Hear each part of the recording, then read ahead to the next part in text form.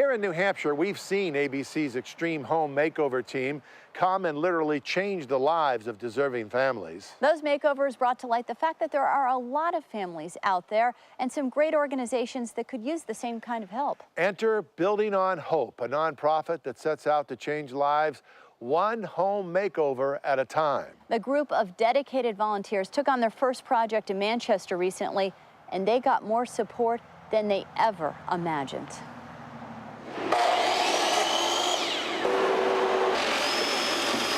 With every cut and hammer, hundreds of volunteers make this house a home. A neat but somewhat drab and sterile home, Easter Seals the White House is a residential living facility for boys who need a little extra help in making the transition to adulthood. The White House is an intensive residential treatment facility. That means that there's adult staff 24/7, 365 days a year to supervise and care for, in this case, 5 young men in the home. These are boys that cannot live with their families for different reasons.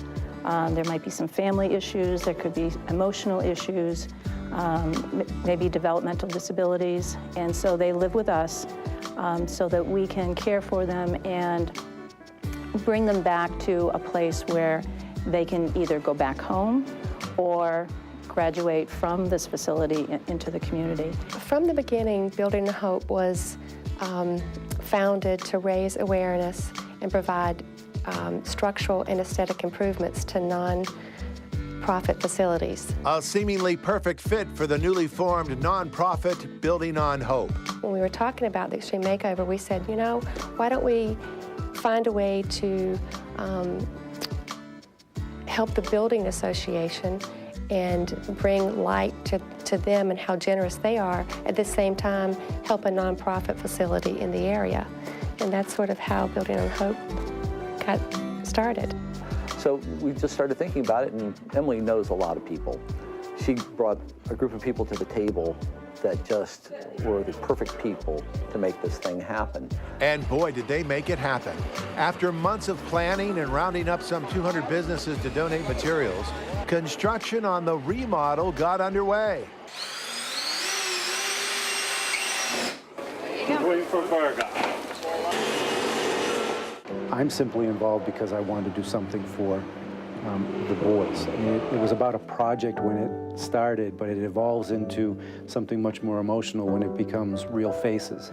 And the boys all have, you know, have their struggles, and I think seeing their faces and the delight that they have, that someone did something special for them, that thought of them, I think is all the satisfaction that I need to get out of it.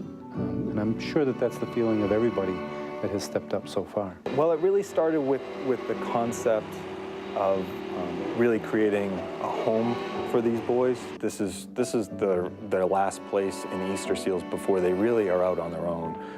Moving on, a lot of them move on to college or tech schools or, you know, adult life. But really the house as it exists today has a real institutional feel. So really the overwhelming goal is to really make a home for these boys while they're here. I'm the designer for 2 of the rooms here. I'm doing the bathroom on the 2nd floor as well as the hallway and going up the stairs.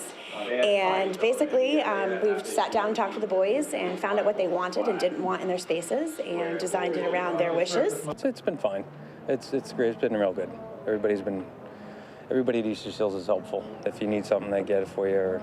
And then we have all our product I had donated. So we just 3 seasons donated all the labor and machines.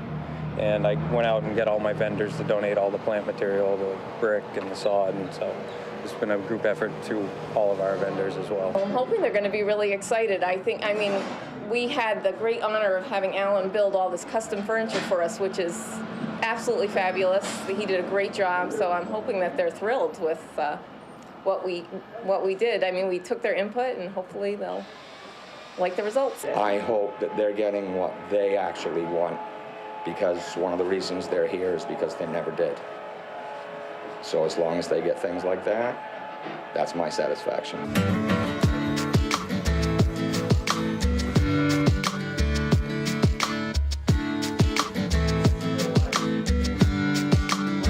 It took 2 weeks of construction, and in the end, the home was transformed into a comfortable, inviting living space.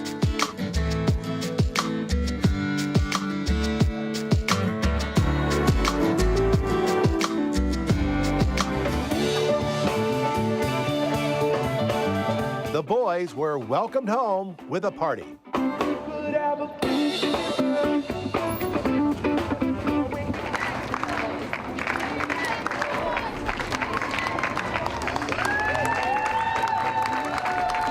And finally, it was their turn to see the inside. This is awesome.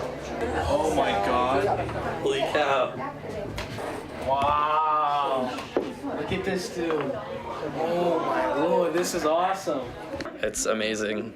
I love my room and I love the bathroom, and it's incredible. I think it's awesome. I think that it makes people feel more at home. It's not like a boring place. You got things to do. You got, people to go to, and it's really chill. I really like it. It's awesome. It's a lot different than what I thought it was going to be. It's just amazing how the whole community just came and just did all this for us. Renamed the Kroll House after a committee member who passed away during planning, the new home and all the work done by Building on Hope has left everyone with a positive feeling. It makes me feel like people are good. New Hampshire people are wonderful. They all came together. They donated every single thing that you see in this home. Even though it's not the best economy, they just came forward. I don't think anyone turned us down for anything. It's been the most rewarding experience for the committee, for the volunteers, and for the boys.